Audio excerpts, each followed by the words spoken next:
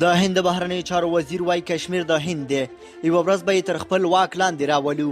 د هند بهرنیو چارو وزیر ایس جي شنکر دعوه کړې ده چې د پاکستان تر ولکې لاندې کشمیر خاوره هم د هند ده او وایي تمه لري یوه ورځ به پر دې خاوره هم خپلواک ترلاسه کړي. شنکر زیاته کړې د کشمیر پر ډیره برخه دوی واکمن دي او یوازې یوه وړه برخه یې د پاکستان تر ولکې لاندې ده چې په خبرې یوه ورځ به هغه هم ترې خپل واک لاندې راولي. نوموړي دا څرګندونې په داسې حال کې کوي چې څو ورځې وړاندې د پاکستان د پوځ مشر جنرال راوت هم ویلي وو چې هند پوځ چمتو دی څو د پاکستان تر ولکې لاندې کشمیر هم آزاد کړي او په خپله خاوره یې ورګډ کړي.